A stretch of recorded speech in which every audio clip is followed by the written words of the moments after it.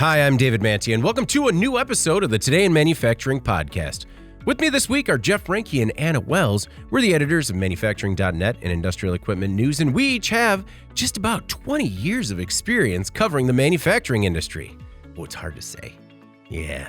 Every week we cover the 5 biggest stories in manufacturing and give you the implications they have on the industry moving forward.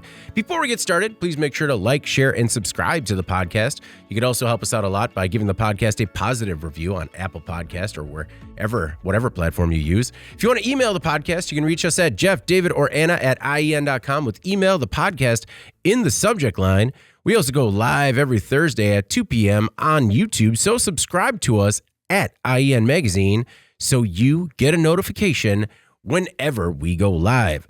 Jeff, how are you doing this week? I'm great, David. How about yourself? I'm feeling good. You know, it's one of those where I feel like I'm still working my way back into it after the holiday and realize that we're pretty far away from the holiday. Well into January. Yeah. But no, doing all right.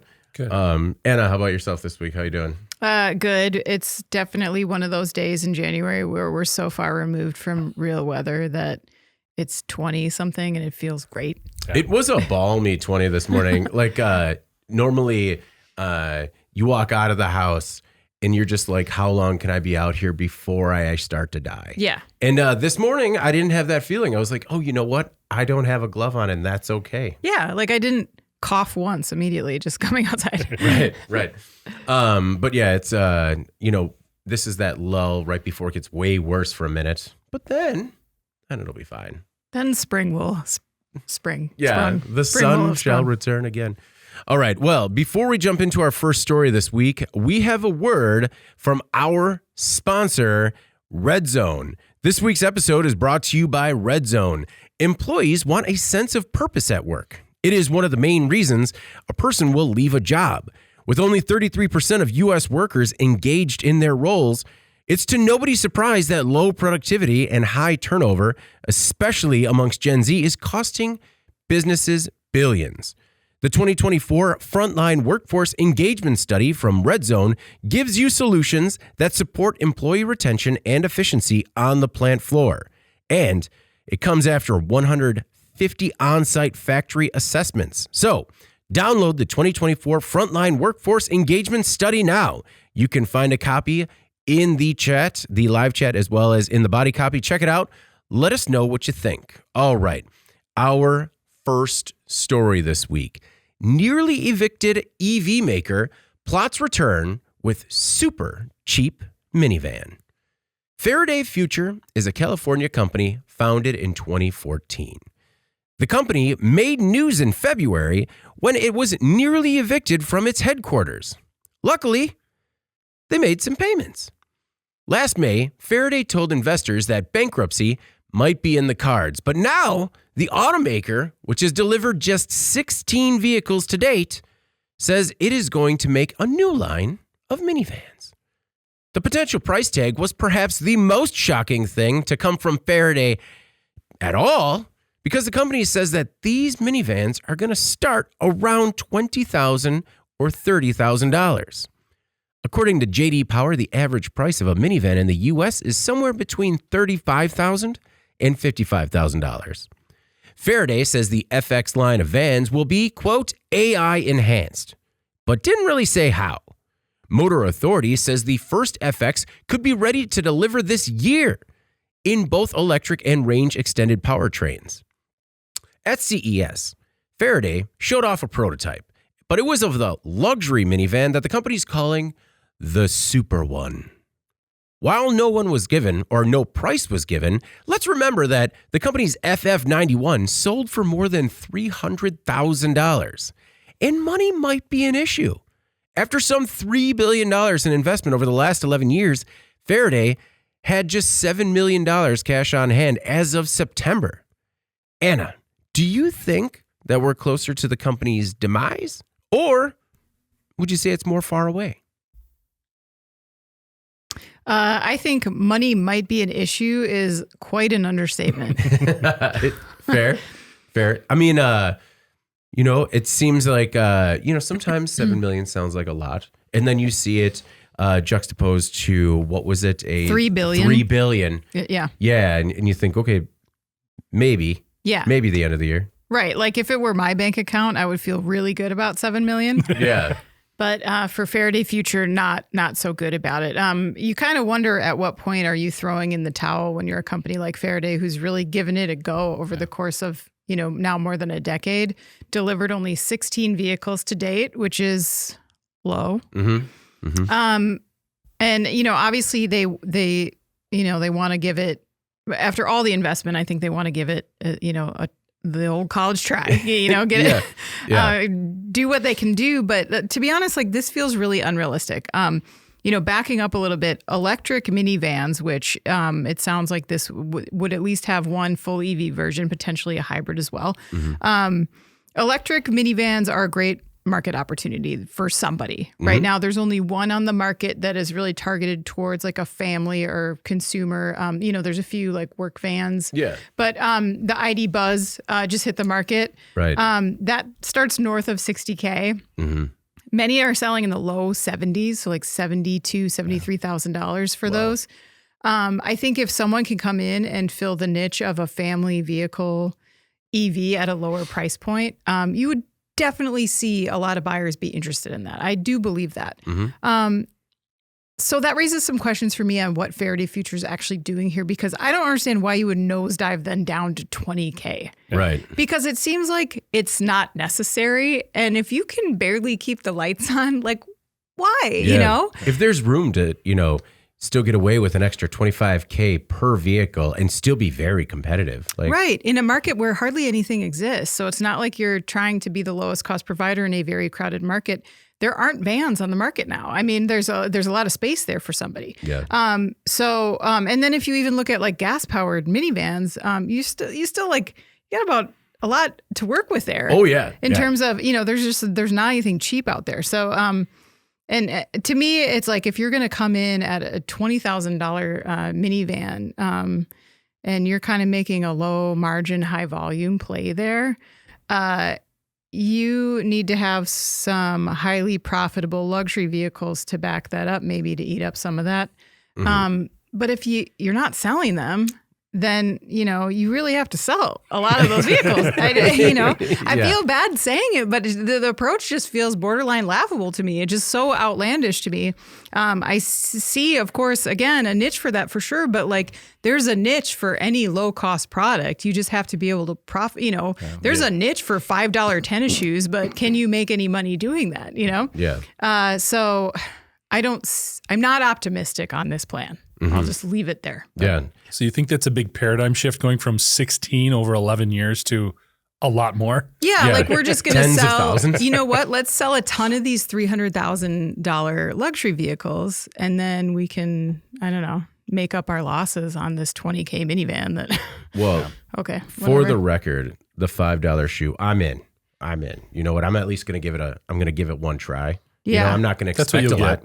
I'm not going to expect a lot, like the disposable shoe. Yeah. I'm not saying there's not a buyer for the $5 Yeah, shoe. no, you're saying you can't make it. How would you make it and sell it and make any money? Oh yeah, no, I'm just no margin. I'm in. No. Jeff, I understand that. I mean, I feel like sometimes we're covering these stories and it's like, okay, this was intentionally a PR stunt, right? But I mean, according to multiple people that were on site at CES for this reveal, they really think that they can create a $20,000 to $30,000 minivan and have it to market starting by the end of this year. And can I just add to that, like they're a publicly traded company, and this was in their earnings report. This cannot be a PR stunt. That's not. Yeah. Well, that's fair. So. But I mean, again, I feel like Faraday, we always talk about with the, we talked a lot about Fisker lately, Lordstowns. Do you expect Faraday to get a $30,000 minivan across the finish line? No. Yeah. No. There's so many weird dynamics and elements of this story. Excuse me. When you start out, first of all, what they're trying to market this as, okay? And they go to CES. And they don't even have like a working prototype. They basically had a shell. Yeah. I read the report in Inside EV. That's the one I was going after. Yeah. When you describe the tour of this new vehicle, as they showed us what they had, and then it got weird. I think that's the name of the headline. Yeah. It was I don't know if they took their devices, but they said absolutely no photos. And it sounded like the writer spent most of his time trying to figure out what type of car he actually was in. Yeah, because they show him the $300,000 model. Is it the 99-1? Whatever, the FF91. FF91, yeah. And, it's got all the bells and whistles, all this AI that they're talking about right here on display. And they showed him this, basically they described it as like a badge or whatever you want to call it, just this basically stripped down Chinese minivan model. And it had none of that stuff. And they're like, well, it's gonna. Yeah. You can imagine, right? you can just see what this is gonna be like. Yeah. And this individual, and as well as a lot of other people at CES, are going, no, I have no clue what you're talking about. Yeah. You're right. They seem very dedicated and very passionate about making this happen. I don't see it. You had 10 years to go after your core product, and that didn't materialize. I don't see how this is gonna happen. What also blows me away is you mentioned, like, as of September last year, they had $7 million in cash reserves. Somehow they managed to find people to put another $60 million into this company last fall. Wow. Who is doing this? Like, to Anna's point, there is a market here, but I don't think they're close. Yeah. And again, what are these folks thinking? I understand that they were getting ownership elements, stock in the company for a ridiculous price for what they paid, but a whole lot of nothing, still a whole lot of nothing. I mean, so it really baffles me. I think there's just people who do want to be tied to this vehicle dynamic because we're getting out of this scope of just the big players, the major players, and there's smaller guys coming in and grabbing a chunk of this market, and people see what that could be. Yeah. And they get caught up in that, and they're throwing money after a bad situation here. Well, and we heard a familiar name this week too. Foxconn is back in the EV potential game. Not surprising. But one thing that we've talked about with EVs, right, is that you essentially have the chassis, and it's kind of mix and match as to what you're going to put on top of it. And I think if that's Faraday's model, where they're just going to get the technology right, and then it really doesn't matter what you're putting on top, like maybe you just get everything else. This does not work. This has been demonstrated to not work. This goes back to the late 90s, early 2000s, when everybody thought they were going to be making modular cars. Yeah. We don't need bumpers. We just got a whole front end that we throw on the front. It'll be easy, less expensive, all this other stuff. It didn't work. Yeah. And neither does that approach. You bring up Foxconn. At least Foxconn has a track record of figuring out how to make stuff. Yeah. Okay. That is what they do. Yeah. Faraday, I think when they first came out, they made headlines because it was their design element. It was not a propensity to really understand how to make something. Yeah. So at least with Foxconn, they have that. They also have a supply chain in place. They've got a lot of partnerships that they can lean on there. That seems much more viable. Plus of where they're geographically focused, they can come out with a less expensive vehicle, and they can work through some of those maybe quality issues. You start rolling this out in the U.S., it's got to be right from the start, or you lose your sales base right away.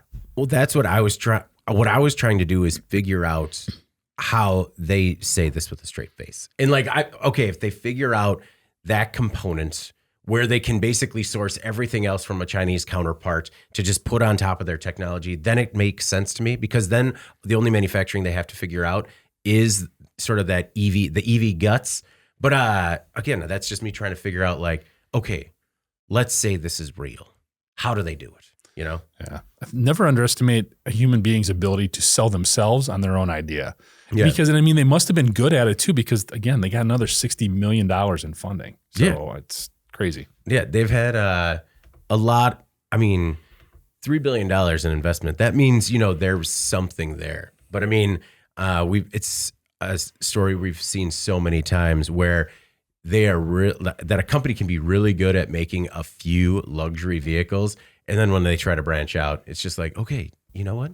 You're not a production startup. You're a supercar startup, and sometimes that's okay. It's okay. Yeah. All right. Our next most popular story this week: a new rival bid for U.S. steel is emerging as the U.S. extends the deadline. Cleveland Cliffs CEO Lourenco Goncalves wants to make a new bid for U.S. steel. You may not have heard, somehow, But U.S. Steel rejected Cleveland before it accepted a highly politicized buyout offer from Japan's Nippon Steel. Goncalves won't say much, but he won't say much about what he is willing to pay. Instead, he's kind of going with the patriotic angle. He's saying that Cleveland is a, quote, all-American solution to save U.S. Steel. To sweeten the pot, he offered to move Cleveland-Cliffs headquarters to Pittsburgh and keep the U.S. Steel name, making Cleveland-Cliffs a part of U.S. Steel. President Joe Biden blocked the Nippon deal and told them that they had to abandon the acquisition by June.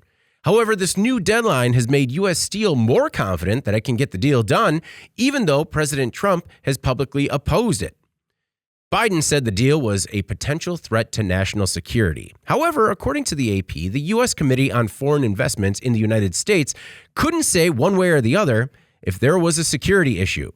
For now, it looks like bluster from Cleveland-Cliffs because the company can't make a bid until the last one is off the table. So, Jeff, Cleveland is making a very interesting pitch, all-American solution, but are they looking to steal a little shine on a deal that's likely already done? I think they're being smart. They're being very advantageous, potentially saying, oh, you don't want them to go there? Well, we're still here. Here's the other option. If you want to give us a deal, we'll take it. Yeah. This whole situation is very frustrating to me because it's basically taking a business transaction and over-politicized it on a level that is really unfair. Mm-hmm. And I think the people that are going to end up losing are a lot of these individuals who are employed by U.S. Steel right now. Because if you take everything away from this, and I said to you, okay, we've got the number 4 player in the market wants to buy the number 24 player in the market. Mm-hmm. They've promised to invest in the company. They've made a provision where they will talk. Congress has to give them approval to eliminate any jobs. Mm-hmm. Is this a good deal? Sounds like a good deal to me. Okay. And that's basically what they're turning down here. Nippon has made all of these promises. And again, they made this last thing they did right before President Biden nixed the deal, basically said, Congress has to approve before we make any job cuts. Yeah. But because there's so much fear over basically the investment that Nippon is going to make in non-union facilities, because those are the ones that are not using some of this antiquated equipment, that's where a lot of this fear comes in. And then it gets over-politicized in a situation where I think it creates a dynamic where there's a horrible precedent potentially being set, where politicians can get involved in private business. Yeah. How can I not sell my company to whom I want to sell it to? Agreed. That whole national defense thing also bothers me a great deal because when it comes to places that we sell, the U.S. suppliers sell arms to, guess who is the only one that we sell more to than Japan?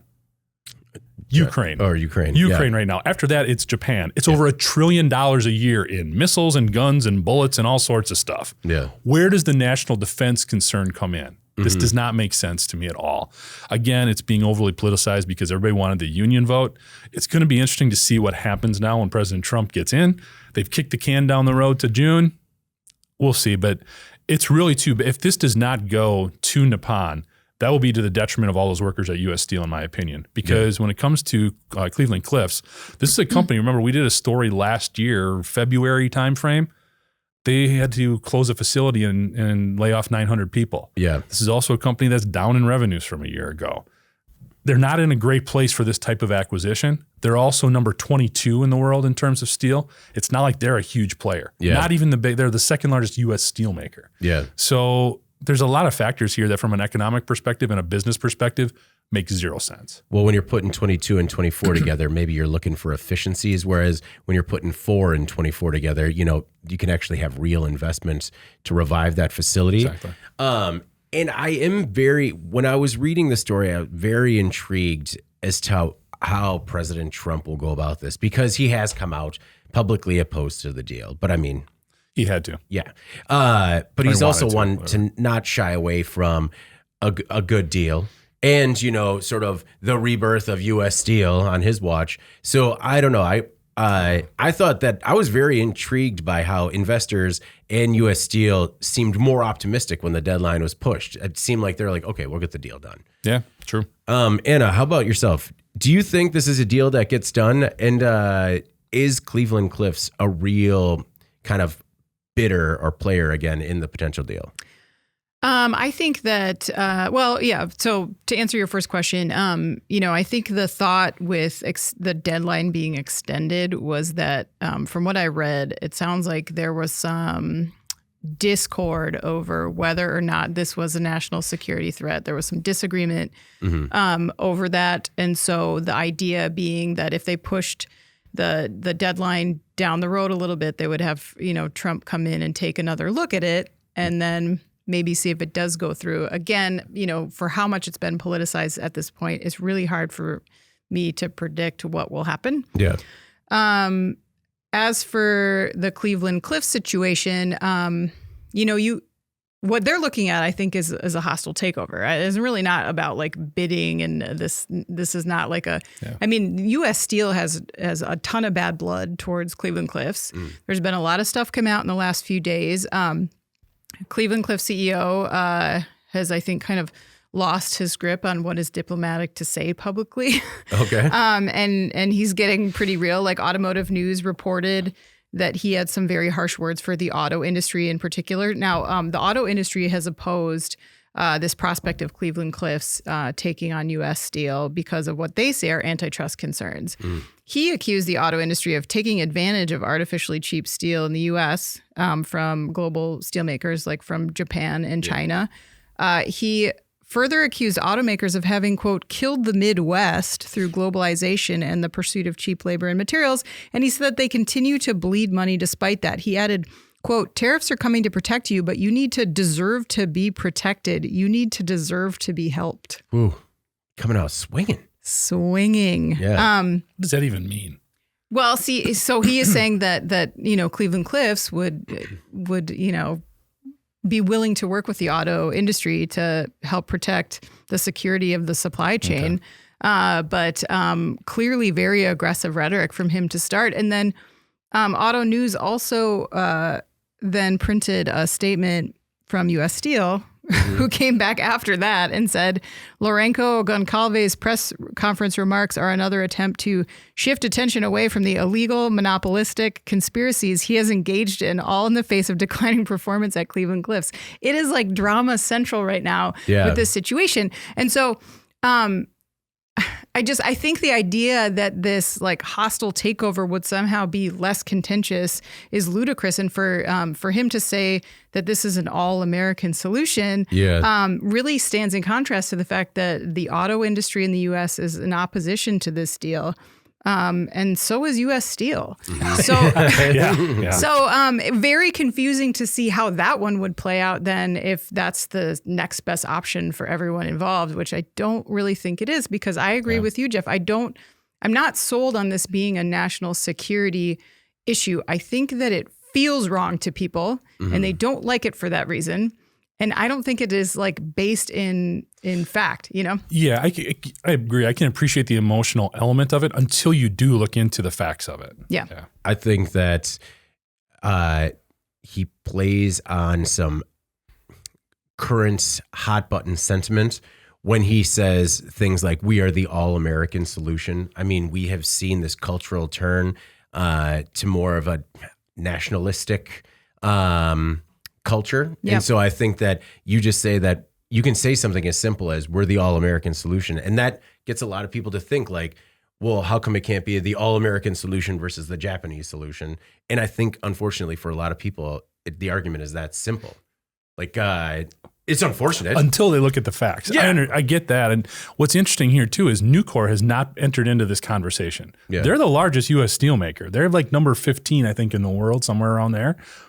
They're not interested, obviously, in U.S. Steel. Maybe there are some monopolistic issues there. Yeah. But that's what's interesting. You've got a much smaller company. I mean, even if you put U.S. Steel and Cleveland Cliffs together, they're still like almost 30 or more than 30% smaller than Nippon. So that's what I think is being lost too here. I think there's an overinflated appreciation for the value of those companies. Yeah. They're just not big players. Unfortunately, that's just the truth of it. Yeah, it's the legacy of U.S. Steel versus the reality. Yeah. All right. Our next most popular story, Anheuser-Busch to make Pabst beer after Molson Coors partnership ends. For some 20 years, Molson Coors has made beer for Pabst Brewing Company. Well, That deal came to an end in December 2024, and now Pabst has a new dance partner, former rival Anheuser-Busch InBev. Since Pabst closed its Milwaukee brewery in 1996, the company relied on third-party plants to brew legacy brands like Pabst Blue Ribbon, Old Style, and Old Milwaukee. Now, AB InBev will give Pabst the space for greater supply, as well as the potential to grow its portfolio as the consumer market shifts. Pabst has a similar deal with La Crosse, Wisconsin-based City Brewing that we've talked about previously on the podcast that runs through 2040, and the brewer is going to continue to produce significant volumes for Pabst. As for Anheuser-Busch, the deal moves a former rival into its supply chain. The beer giant recently closed a Massachusetts distribution facility, but has invested some $2 billion in U.S. sites over the last 5 years. Jeff, sometimes it just comes down to who makes the best offer, and it looks like AB InBev had more chips in the center than Molson Coors when it came to who's going to take the Pabst business. Yeah, it's interesting. And I think just in general, I think if you're not in the market like in the way that we are, where I've been to facilities that I can remember going to a dairy processing plant where the cheese, you could see Sargento, the store brand, and Kraft coming off the same line. Yeah. You know, that was being made in that same facility. And I think the veil is being lifted a little bit in some of these instances. We're seeing more of this, but it just makes a ton of sense. And I think the fact that hopefully these types of deals trickle down to the consumer in terms of some of the cost savings that are being realized. When you look at what AB InBev can do here in terms of a volume perspective, we know people are drinking less beer. Okay. Yeah. So if they can produce it at a volume that's more cost effective for Pabst, makes a ton of sense. Yeah. Same thing when you look at the geographic footprint that Anheuser-Busch has in terms of being able to distribute product more closely to where it's being bought and consumed. I think it just makes a ton of sense. We know shipping costs have gone up. We know warehousing costs have gone up, material costs, all of the things that AB InBev can help them address. So it just makes a ton of sense. We're just getting into this new sort of thought process and realizing that, hey, all these folks are kind of working together. Yeah. The recipes should be different. Yeah. Because they were for the cheese. Like it was a big deal when they were switching over. Like and I think that's one of the things that's kind of intriguing. When you look at some of these different products being made in the same place, all of that goes into switching over from product to product, whether it's cheese, beer, bread, whatever the case is really interesting. And a lot of this technology that we talk about from an automation perspective that is involved with that. Yeah. Also, we can see this at play right here. So it is an interesting reflection on just what's going on right now. So, okay, when I worked at a silicone manufacturer, I always loved changeover when they would change colors because like when you went from red to blue, you had a short run where they were all melding together and they couldn't sell them because that wasn't something that was in the product lineup. So they would kind of give them away to employees. Does that happen with cheese? So like as they're starting the new line, no. It's just a hard stop. Yeah, I mean, everything is cleaned up. Remember, it's all purged. stainless steel. Oh, It's a very sanitary process. And I don't think you're getting any like Pabstweiser coming out here. No, I was just hoping like, all right, well, we just start the new ingredients and we fire off a couple of rounds that we just can't use. No, food costs too much. Food's too expensive. Yeah, you can't have that waste. That makes sense.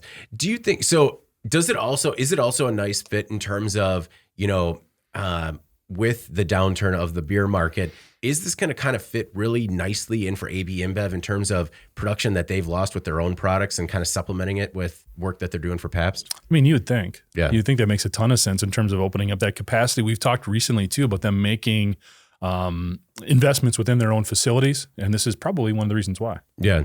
And I know that it's weird to think of competitors all being made under one roof, but I mean, hey, things change, times change, and how we make beer is changing. Yeah. Yeah. And maybe the beer industry is just too big. I know that's hard to think and say, but I think what you're seeing is, and Jeff, elaborated on this very well, but like, it's just the puzzle is smaller and now the pieces are just being put in different spots, Yeah. And I think this story was popular, I think much in the same way that this US Steel story has captivated our attention because it's like, it makes sense. It's a decent proposal, but it feels off because like US Steel is supposed to be a US company, not a Japanese one. Or, Pabst is supposed to be this other thing. These two companies are supposed to be rivals, right? Like, and I think, we take these brands and we apply nostalgia to them and we picture our grandfather holding the can in his hand. And so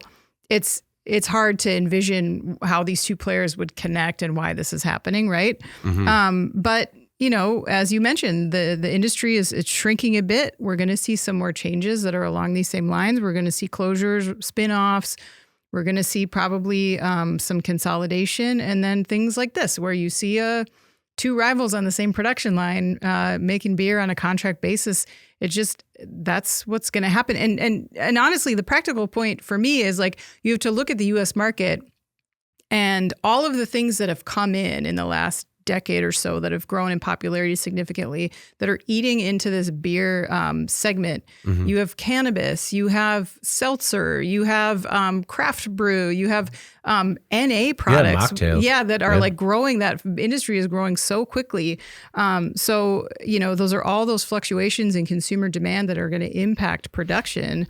It makes sense that this kind of stuff is happening, and I think we'll probably see more of it. Well, I mean, just on the one industry you mentioned alone, in every market where cannabis has been legalized recreationally, there has been a continued downturn in alcohol, like beer sales. Yep. And I mean, we have 39 states that it's legal in, so we have 11 more to go. Those are 11 more markets that are going to see a downturn in beer sales. And it's very real. But do you think, Anna, this reaches the average consumer? Like, does the average consumer, like, I feel like the average consumer that's like, I drink PBR and I don't drink Bud Light. Mm-hmm. I don't think it reaches them. And other than, then you have the person that's sitting at the same circle is like, hey, read where that can was made. I don't think this reaches the average consumer. No, I don't think so either. I don't think that, I think that's why this was popular, because people were like, oh. But what do you mean? Yeah. But, there's probably a lot of people that don't know that Pabst closed that plant in 1996. True. I mean, it's not discussed. People are brand loyal, and as long as the formula doesn't change, then they're not getting an inferior product out of that deal. So, right. Why do you drink PBR? It's made in Milwaukee. Whoo, not for a minute, huh? Sorry. Yeah. All right. Our next most popular story. Shortage leaves Dunkin stores without any donuts across multiple states. The time to make the donuts recently came and went for Dunkin', and due to a manufacturing error, most likely, shelves went bare. While Dunkin' dropped the donuts from its brand name a few years ago, they still sold many of the puffy pastries. But cases in stores across Nebraska, New Mexico, and other states were empty last Thursday and Friday. Some locations still had munchkins, or the donut holes, but that was it. Some employees say it was a supply chain issue, and others said that delivery trucks arrived donut dry. Customers called it tragic. Real upset about this. Jack D'Amato, a spokesperson for Inspire Brands, which owns Dunkin' as well as Arby's, Baskin-Robbins, B-Dubs, and Jimmy John's, among others, said that there was an issue with a single supplier impacting about 4% of Dunkin's U.S. stores, which works out to about 380 locations. Bryce Bears, who owns several Dunkin' franchises in Nebraska, told the Omaha World Herald that stores received products from suppliers that were not up to standard and that he would not serve them to customers. He says the supply partners fixed the problem, whatever it might be. So, Jeff, how bad do you think it was? Like, how ugly does a donut have to get before a supplier sends it back? And is it different for Dunkin' that might be a little bit more sensitive to the donut look and shape than maybe other donut shops across the U.S.? Well, I think it give these store owners a lot of credit because basically they saw what it was and they're like, no. And I think a lot of folks wouldn't be as sensitive to that, and that ends up hurting those individual stores. It doesn't hurt Dunkin' Donuts as a collective, but individually it will, because there's a lot of competition out there, first of all. I mean, look, we got a great bakery just, at our supermarkets here. Oh, yeah. When it comes to that kind of stuff. So if you have something that is somewhat of a commodity item and it's bad, you're not going back because you have other options. I think what this really shows here is that you should just go to Krispy Kreme and not Dunkin' Donuts. You can't find it anywhere. Krispy Kreme's getting harder and harder to find. They are the best, though. Agreed, 100%. When it comes fresh off the line, there's nothing different. Yeah. But, okay. So how did it look? Was this like a square donut? Was there not enough frosting? How bad do you think it was? I bet it looked very similar. I'm guessing it had to be a taste, right? I mean, there is somewhat of an art to making the donuts. Yeah. I mean, you can definitely tell when it's a deficient donut. Something's missing. Yeah. I'm not an expert, but obviously these folks, this is their business. They knew it. And I think it sets a good example when we talk about like quality issues all the time that get passed through, things that have to get recalled because somebody wasn't tightening lug nuts on the third row seat or whatever the case is. These folks had a certain quality expectation and they maintained it. That's how companies maintain their customer loyalty as well.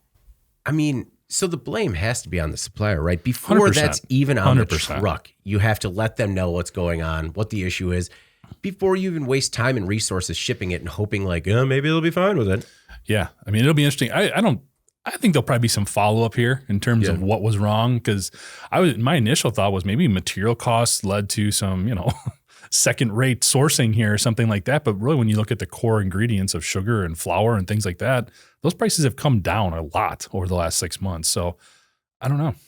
Anna, is this a popular story because it is specifically Dunkin without donuts? I mean, we've seen supply chain issues everywhere. And in my opinion, they put a sign and said, hey, problem with our supplier, no donuts today, sorry. And everyone was like, my God, what do you mean? I come here for coffee and donuts and I'm left with only coffee. How dare you? Yeah, I mean, I think it was a popular story also because there was all the information that was available was like not very clear. Yeah. Right. Yeah. I agree with you, Jeff, that it's important that the franchisees were keeping an eye on the quality here. I think that says a lot about what they're putting out. But I did think that the situation maybe generated some consumer attention in a bad way as well. Because a lot of the coverage was around like the response that they were getting from the market from this. And a lot of the social media response was, what? Dunkin' doesn't make their own donuts in the stores? Like, okay, yeah. And That's fair. I don't know if that's entirely true. I don't know if they're being shipped in a completed product or if this was an issue of some ingredients that came in, like if they get dough shipped in and then they do the final, production of that there. Yeah. Or if it's icing or whatever, who knows what kind of quality issue or maybe a packaging, things get punctured. You never know what this was.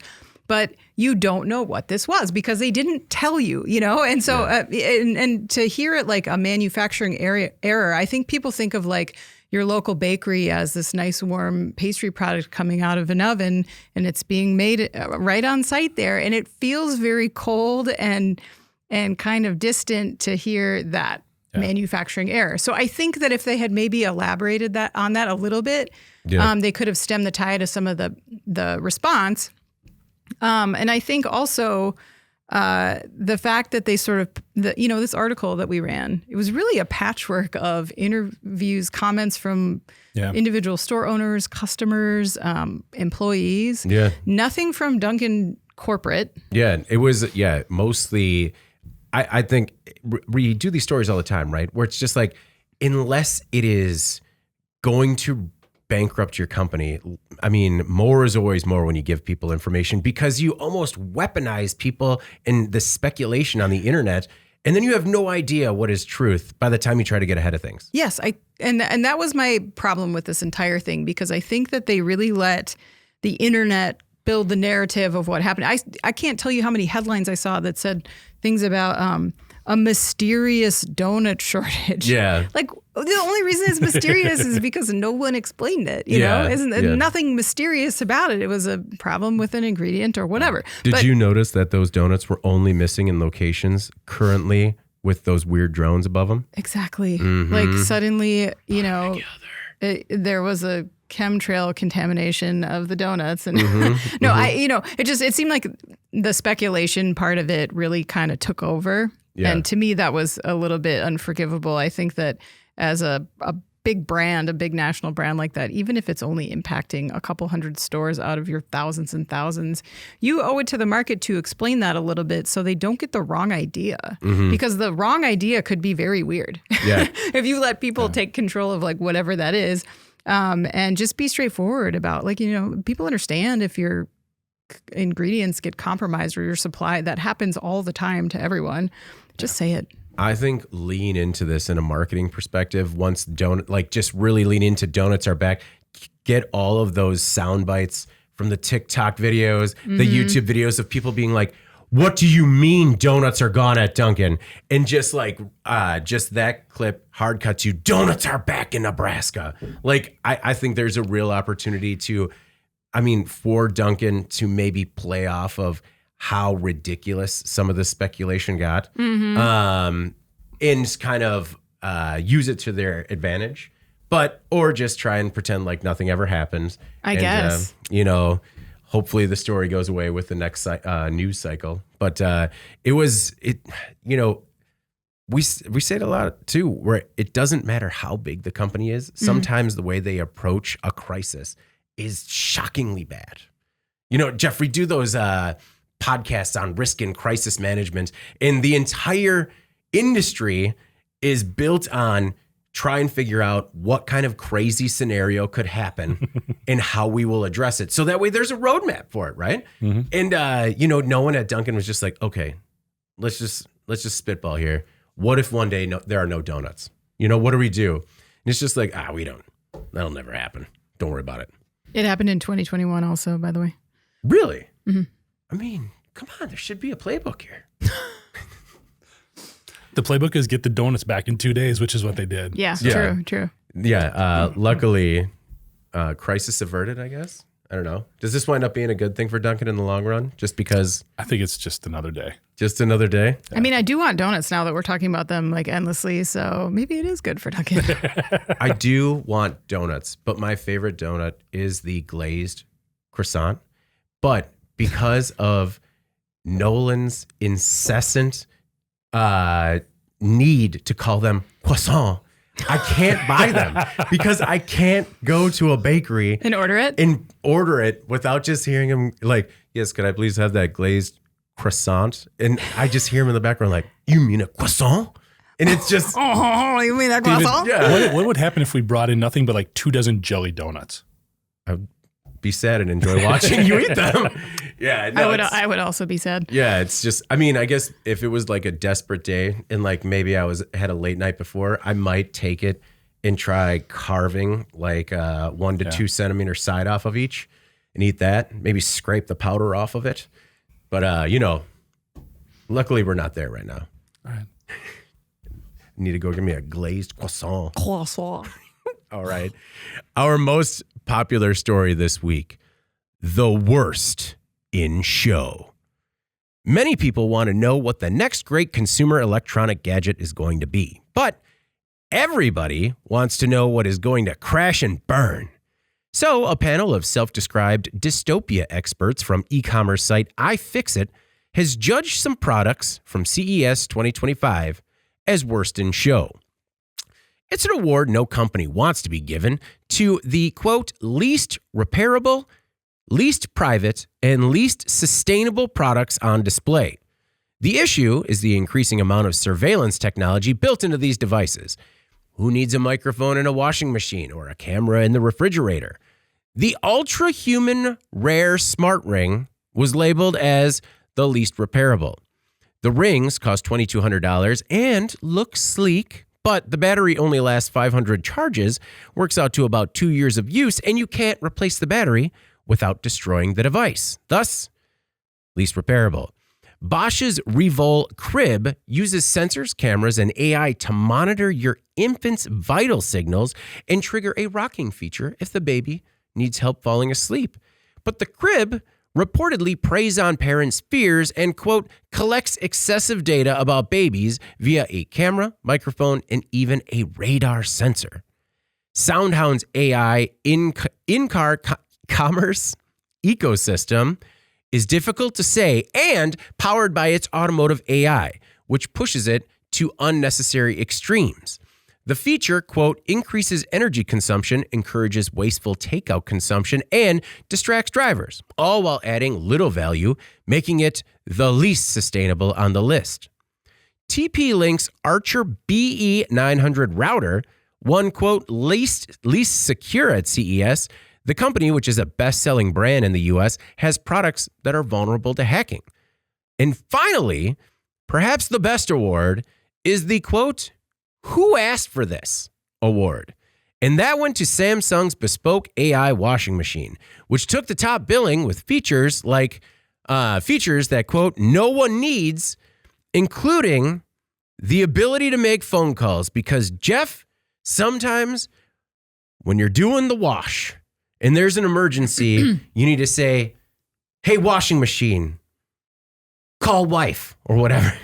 Is tan whites or colors? Oh, true. Help. Yeah.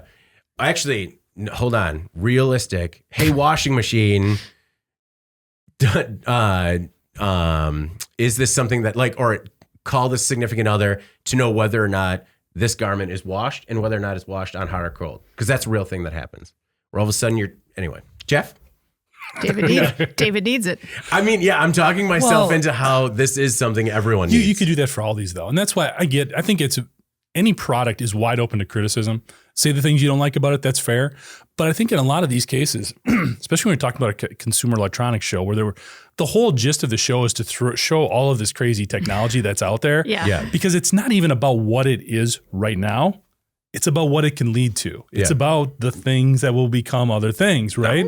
That's where we go with this stuff. You talk about the washing machine. Yeah. Okay. But if I'm at a laundromat and I put something in there and that washer or dryer can shoot me a text message when that's done, so I don't have to sit there for an hour and a half. Fair. I'm down with that. Yeah.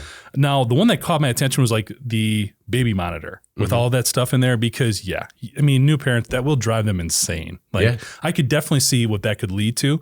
However, I think all of us probably had a friend at some point in time that had a child in like the ICU that was after it was just born prematurely, whatever the case is. That type of information, to be able to share that much more quickly and readily and on phones or whatever, that has a great application there. So I understand where they're coming from a consumer perspective, sort of being the watchdog. Hey, be careful with all this stuff. Why are we doing this? But that also throws out a big component of what all this development is about, which is, again, what it can lead to. Yeah. Just one quick point, too, about the router. Every single router is hackable. Calling this one company out is kind of, come on. Okay. Every single router can be hacked if you don't set it up correctly. Okay. So. It's, to me, my initial response to this article after attending CES for 10 years plus is just, this is my reaction to everything. Mm-hmm. Where, Anna, every time I would walk booth to booth, or they would have the special preview day where you could check out everything in just one hall and kind of get a lot out, knock a lot out. And just every time I just felt myself going, but why? But why? Yeah. But why? And I mean, I guess to Jeff's point, sometimes you do it because you can, and you don't necessarily know what's going to come, what's coming next. Yeah, I'm typically a but why person. I think I've made that clear on this podcast that there's a lot of technology that is just feels like it's tech for its own sake, and to me, not all innovation is necessary. I do appreciate your point around, what these things are that they have on display and actually how they relate to like some of the larger goals of these companies. Definitely CES is sort of a let's have fun and get people's attention. Yeah, it doesn't necessarily mean this is a go-to-market product, but I did appreciate the report because I think asking some of the questions that it does. What are the trade-offs? Are questions that we should be asking on a more regular basis. How much do we give up in exchange for this that maybe offers us marginal benefit in return? And I think we saw that there was a little bit of buyer's remorse, I think, from some people in terms of some of the privacy that was given up when everyone started getting a Ring doorbell. And, everybody has their phone on 24/7 and they're using an Alexa that can hear what's happening in their home. And then you find out later it was really listening, listening so many other times where you didn't think it was. Right. And you kind of look back at that stuff and think well, maybe we should have known though that was opening a door. Yeah. I agree. The things like the Bosch crib, that it feels like a little exploitative to me. Excessive amounts of baby data I don't think are necessary, and it does seem to kind of get at that niggling anxiety that new parents have, and I think that's a little bit rough, right? Yeah. It feels a little dystopian, but anyway, that said, I think the report itself, beyond raising those key questions, it did feel a little bit like it was picking winners and losers, when in fact we have a lot of frivolous technology in our lives. Oh yeah. That SoundHound, I think that one got a bad rap. So basically what that product does is you can press a button while you're in your car and be like, tell me where the closest Chipotle is. Yeah. And then you can put it in order and go pick it up while you're out and about. Yeah. And, to blame that for encouraging wasteful takeout consumption, It's a bit of a stretch. Yeah. Kind of. I mean, like you got to go after our entire society for that. That's not like exclusive to this new product. Suddenly people are wasteful. But I will ask of Samsung and, Jeff, maybe you have an idea of what kind of thing this could lead to, but what is the benefit of this phone in the washing machine? I think we got to the bottom of it. But I already have a phone. Yeah. It's like literally in my pocket. It's right here. Think about it. You're sitting there. You're about to load just an armful of laundry into the washer. You can't put it down, or maybe it's wet. Maybe you've taken it out of the washer. You're about to load it into the dryer and you're like, oh my God, I can't put this on the ground or down into a filthy basket. It's already clean. Yeah. How am I going to know if this can go into the dryer without significant shrinkage? Yeah, there's a lot of times that this happens, so I can see why it would necessitate a full phone. So you trigger the phone by kicking the washer 3 times on the right and twice on the left, which it knows to call your wife. I get to see you. Washer, call Gary. Call Gary. Washer, call Gary. Send. Do you dry the giant skull wool sweatshirts or no? Like, I don't want to shrink it. I mean, you don't want to shrink it. You don't know by now? I don't. I'm sorry. You know what? You try to listen as much as you can, but you just don't know everything. That's what keeps it, a playful surprise sometimes. I want somebody to build something that folds my clothes and puts them away. Yeah. Just everyone work on that. I don't need a Where phone. it just comes out of the dryer folded. Yeah. I think that's why Elon Musk is going to put robots in everybody's house. Well, just which drawer? Yeah. Beep boop. Hey, Optimus, when you're done killing the rest of my family, can you make sure those wind up in the right drawer? I will say that. Whoa. It does. That went dark fast, man. It's all coming. The baby technology does prey on parents' fears, but some of it is very necessary. Like if there was a simple function in whether or not it was built into the crib or any sort of device that you had in the room where, it could just alert you like, hey, baby got pinned up against something and you need to intervene or something like that. I think that would be incredible, but it does go way too far. Just, even now we're a few years out, but some of the technology that was on the market in terms of, you could have strapped a sensor on almost every part of your baby. It'd be like, it would take pulse, it would take blood oxygen levels and stuff like that. And I was just sitting there and I'm like, no, because even just a simple monitor, you hear a little scratching noise and you're like, what was that? We're already not sleeping that much as it is at that time. Yeah. Well, and a lot of that SIDS prevention tech has really been debunked and, some of it's been recalled and it's just really hard to know if that's really actually effective or not. Yeah. Just people worried about having too much of their own data out there. By the time a kid is 1 year old, it's like, no, like pretty much everything about your genetic makeup and health is already in the cloud. Don't worry about it. Too late. All right. Well, before we jump into In Case You Missed It, we have another word from our sponsor, Red Zone. This episode is brought to you by Red Zone. Employees want a sense of purpose at work. It's one of the main reasons a person will leave a job. With only 33% of U.S. workers engaged in their roles, it's to nobody's surprise that low productivity and high turnover, especially among Gen Z, is costing businesses billions. The 2024 Frontline Workforce Engagement Study from Red Zone gives you solutions that support employees' retention and efficiency on the plant floor. And it comes after about 150 on-site factory assessments. So download the 2024 Frontline Workforce Engagement Study now. There's a link to it in the live chat and in the body copy below. Let's jump into In Case You Missed It, the stories that weren't as popular on our sites like Industrial Equipment News or IN.com or manufacturing.net. Jeff, why don't you go first this week? What do you have for In Case You Missed It? Yeah, I picked a story, and I have to admit, about halfway through it, I sort of switched mindsets. Oh, okay. I kind of did a complete 180. The story I picked was Impact Plastic suffers backlash for sending gift cards with final paychecks after a deadly hurricane. So on September 27th of last year, Hurricane Helene slammed into Impact Plastics in Irwin, Tennessee. The subsequent flooding claimed the lives of 6 victims who were among the employees working at the plant despite a state of emergency issued by the Tennessee Emergency Management Agency the previous day. So these folks were there, tried to leave, caught up in the flood, horrible things. Mm-hmm. And I'm reading this and I'm saying, why would they get backlash by sending out gift cards? Like, to me, when you're going through traumatic situations, maybe you don't feel like cooking, getting out, whatever, try to being a boost, sort of a benefit. So why would people be negative about that? But you get further into the story and you realize these folks were not given all the information they needed. They were not allowed to go home to their families. They were told they had to stay.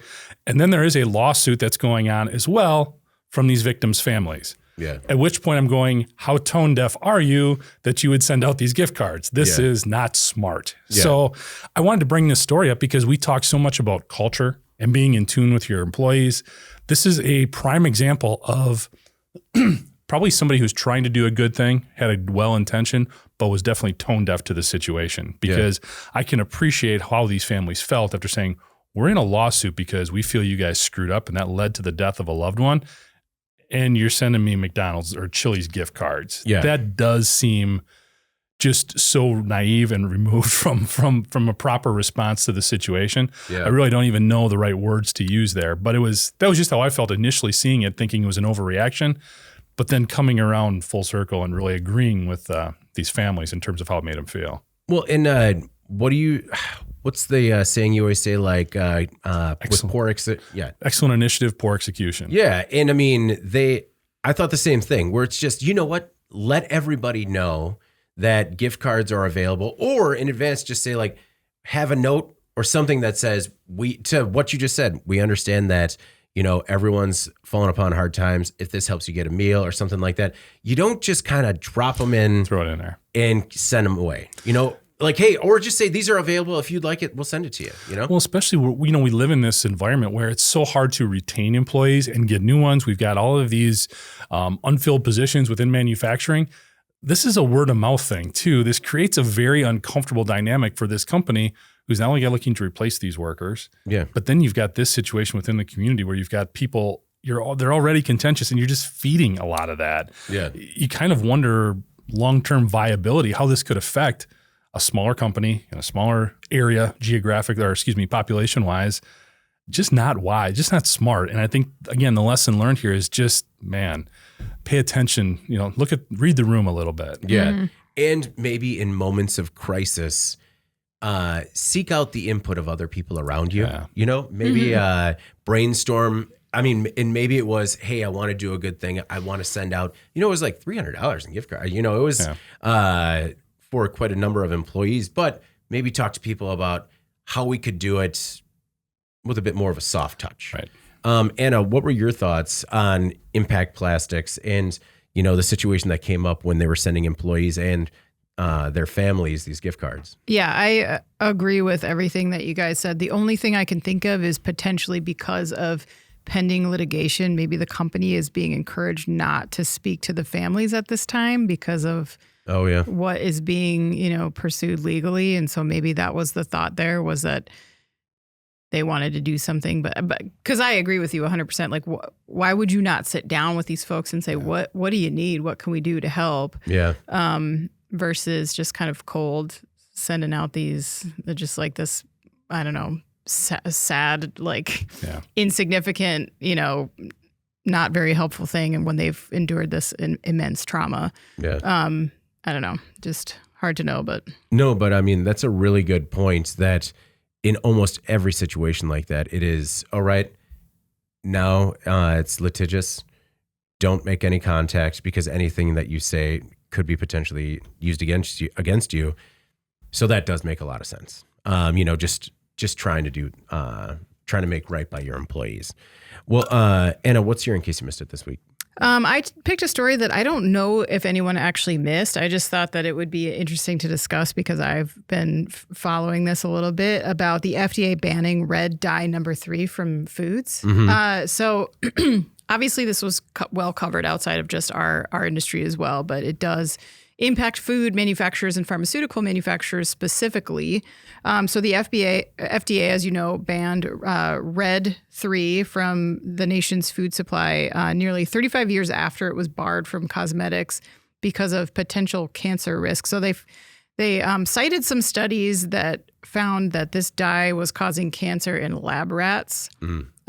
So under a statute called the Delaney Clause, the FDA is required to, I think, prohibit ingredients that are known to cause cancer in animals or people.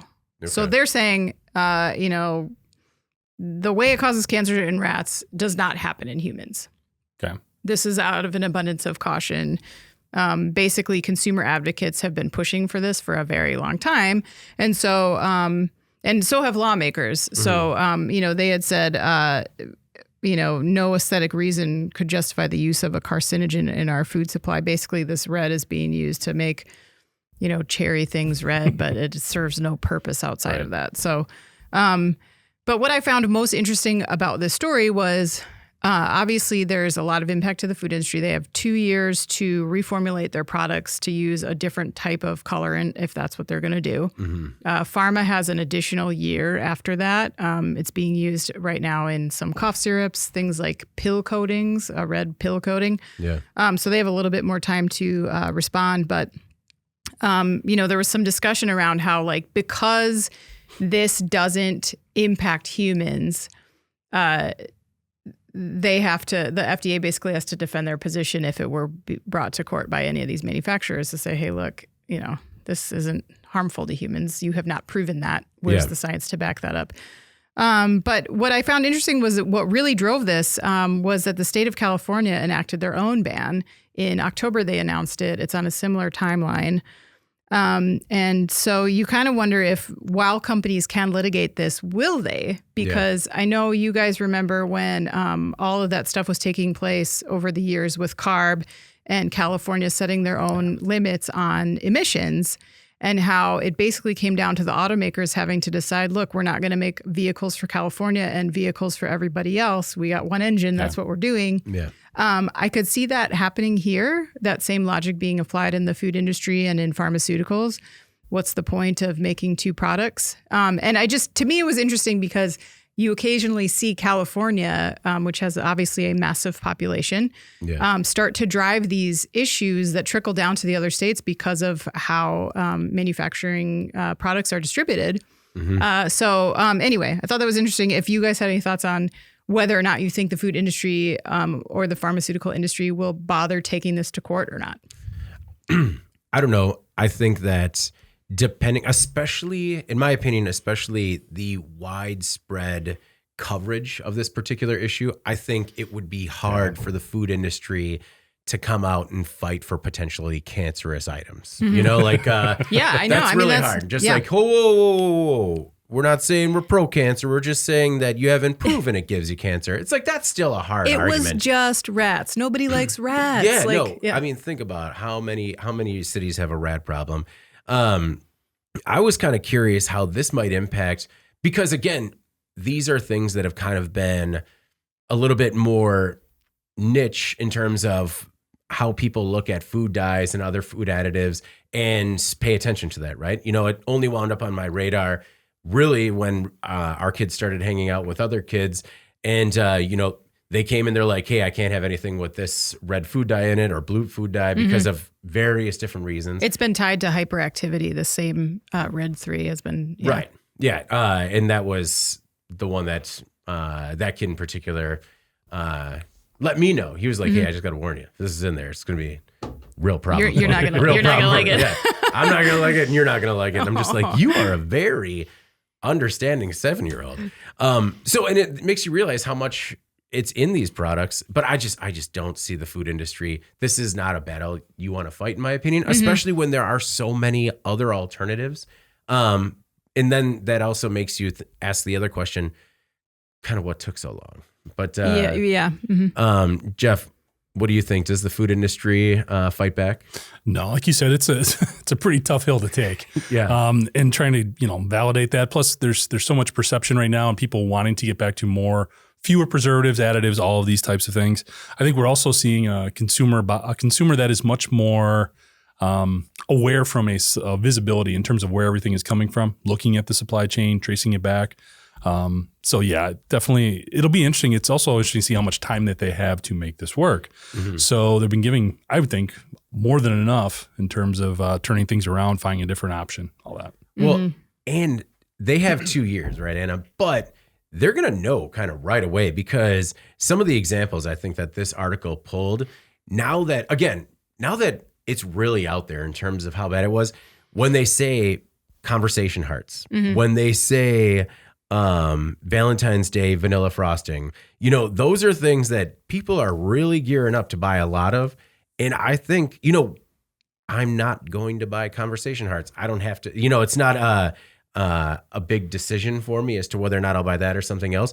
But now that it has been named as something that uses this additive, that's kind of a simple equation for me to make in my mind when, we're putting together Valentine's. You know what I mean? Yeah. And I think they might see a real sales dip. Yeah, there was definitely some surprises in the list that I saw. There's a few lists floating around the internet of companies and products that were still using Red 3. A lot of companies have moved away from it, but like fruit cups with maraschino cherries in it. Like my kids eat those, just there was a lot of stuff on there that you're like, eesh, okay. No, or the cough syrup, stuff like that. Gummy vitamins. Yeah, like I just trucked a lot of this stuff a few months ago when I was battling that sickness. Like, I'm sure that wasn't helping. No. But I like some of the comments that we had on the website that were essentially like, okay, if every day you eat 25,000 maraschino cherries, you're really in trouble. And it's just like, that's not what we're talking about here, man. Like, you're not helping the conversation. All right. Well, for my, in case you missed it, this week I chose a story about surgeons who recently completed the world's first robotic-assisted implantation. There it is. We're going to blame the glare, not me, of an artificial heart pump.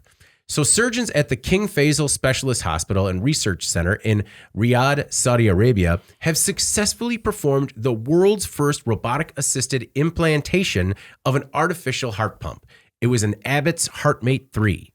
The surgery was performed on a 35-year-old man who had been hospitalized for 120 days due to advanced heart failure. And as a result of his condition, he was suffering multiple organ failure. Thanks to this procedure, the patient is now on track to return home to his family. The patient spent only 4 days in the ICU, or the intensive care unit. That normally takes 26 days following a similar procedure that are performed in more traditional surgical methods. The recovery time is also expected to be significantly lower, with discharge anticipated within 10 days.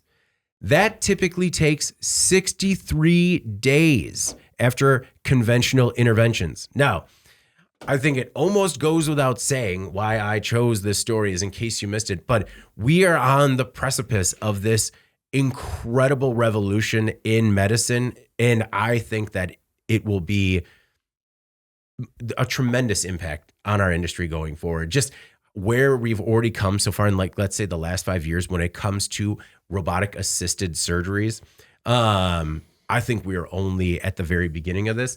And when you see applications like this, just the time that it takes to recover, the potential more positive outcomes, I think it's going to be revolutionary. So when I see a story like this, I mean, it stops me dead in my tracks, and I have to read it and learn everything I can about it. So, Jeff, I don't know if you had a chance to check this out. I mean, I know that you have a significant background in the surgical tool industry. When you see something like this, what do you think? Well, and that's a nitpick. We're moving past those initial stages. We're not at the beginning, which is great. We're getting to a little bit where the technology or the approaches is becoming more mature, which is really important, because when Da Vinci came out with those 6-figure robotic operating equipment, it was very cost prohibitive. It was very difficult to get as much buy-in as you would want because it was so expensive. But I think we've now gotten to a point where we can see, you mentioned the quicker recovery times. That's because, not to be indelicate, but like the holes are smaller. You're making smaller holes. You're making more precise cuts. So the recovery is going to be quicker. You also, with most times, those machines, the surgeon is actually not in the room. They're typically sitting at someplace else while they manipulate the robot. So your infectious elements. The rate of infection or the possibility for wound infection is decreased as well. Yeah. All of those things go into, again, quicker recovery times, but also hopefully lower costs for the procedures. And that way the providers can see there is a good ROI on these machines because I don't have to worry about these other things. I can turn the bed over more quickly, all of those things. So they go hand in hand. Yeah. And I think we're finally getting to a point where a lot more hospitals and surgical centers can appreciate that, plug that in. Insurance companies are also seeing the benefits to say, okay, this is a more expensive procedure using a robot. However, down the line, there is cost savings there. So there is a business element that also comes into play that I think has helped the implementation and the acceptance of these types of approaches. And that's why we're seeing more of it. And the more we do, the better we're going to get. Yeah, I guess I misspoke when I said like the very beginning of this. It's like the beginning of the mass adoption of this. Yeah. And actually, to your point, the article also mentioned that, the precision and safety of robotic-assisted surgery, the patient experienced no infections, no bleeding during or after the operation, which is incredible. And like you said, smaller holes, minimal scarring, all good things. I don't know if you had a chance to check out this story, but what are your thoughts on surgical procedures like this experiencing an evolution? This is incredible. And I appreciate you answering all the questions I had, Jeff, about like why this is so much better in terms of scarring and infections and recovery time. The only other thing like that I don't quite understand is I guess that's not the only thing, but I will say this. It's like very exciting to see this taking shape. Obviously, as we look at the healthcare industry and concerns, you constantly see in articles about how like healthcare is such a huge cost center for people. It's the most expensive thing that you have in your budget once you retire and stuff like that. So more and more, if they can find ways to, I don't know, I don't want to say work around, the medical field, because I know we'll always want and need doctors, but at the same time to be able to supplement what they do in this way is pretty exciting. So, I hope that this person is doing well. This is really exciting to see. So what was the question that you had, but you weren't sure? Was it the question that will this actually bring costs down? Because that's one thing that, I hear that this should make costs come down, and I'm just like, Well, I think the one thing too, it's important is it's robot assisted. So you still have the surgeon there. Yeah. I think that also lends a lot of peace of mind. I think initially that kind of is like, what? You're going to put a machine here in charge? No, not the case. The other thing that's kind of interesting here, and I've saw this in a lot of studies, is, all of us, you've got younger kids. I mean, it was definitely a battle. It still is with my one daughter to like stop playing video games all the time.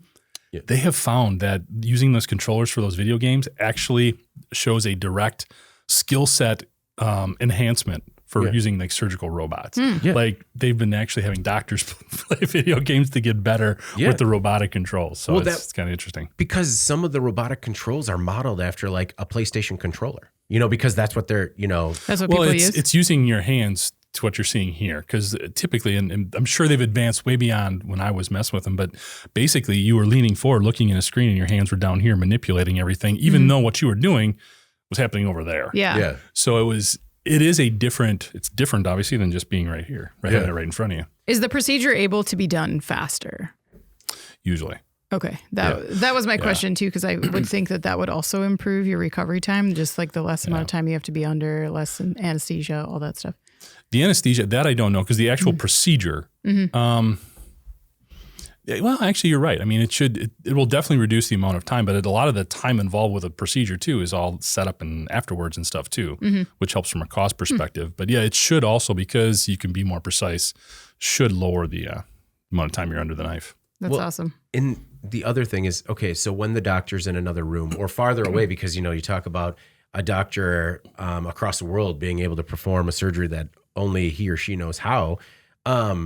What about questions around what if something doesn't go according to plan and you need, are people on site, if you do need some sort of human intervention? Oh, sure. Or? There's human beings in that operating room without a doubt. And, it depends on the setup. Some surgeons will be in another room. Some will have the equipment right there, because maybe they do want to stand up and actually take a look or whatever the surgeon's preference is. What it's really brought about, not to get like too far off tangent here, but internet connection's got to be really, really good, really redundant, and making sure there's all those backups. And then it also has security concerns involved with it too. So there's those other things that also go along with this robotic-assisted surgery that are new things for hospitals to deal with.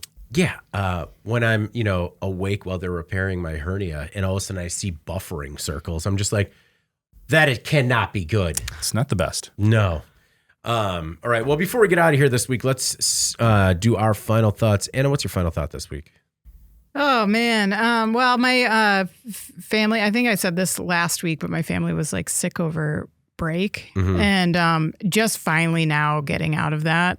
And it's so strange to be my husband he was going to bed at like 6 o'clock every night for like 2 weeks, he was super duper sick.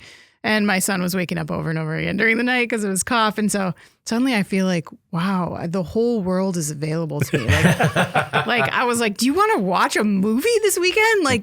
And then have a full night's sleep? Like, this is going to be amazing. It was just like starting fresh. I'm super excited. So now I'm feeling like, okay, 2025, I can do this now. Yeah.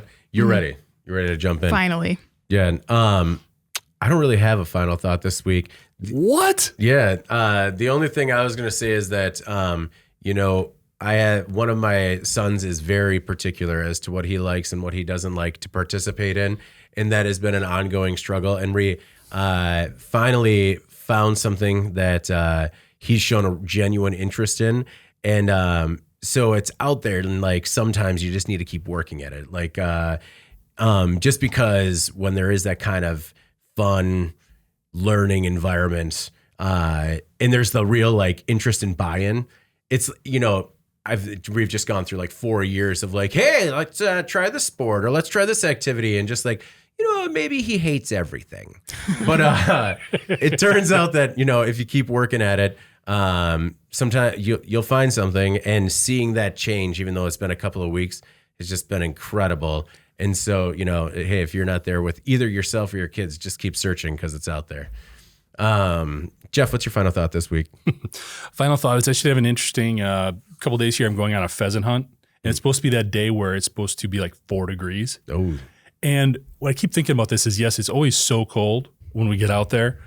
But the individual that's never affected by that is the dog. So we go out with a dog hunt, and this dog is just so excited. If you've ever seen a dog on a pheasant hunt, it's amazing. Yeah. They are just so fired up to get out there. So it'll just be interesting to see, 5 guys kind of stumbling out there, way too cold, and this dog's just like zigzagging, going everywhere, getting all fired up. So I'm looking forward to that. It's one of those things, again, in Wisconsin, it's cold, it's winter, but we can still find ways to embrace that. So when you ice fish, and you take the fish out, you just toss them on the lake and they freeze, and then you wait to thaw them to fillet them. Do you do the same with pheasants if it's that close? Like, will they freeze?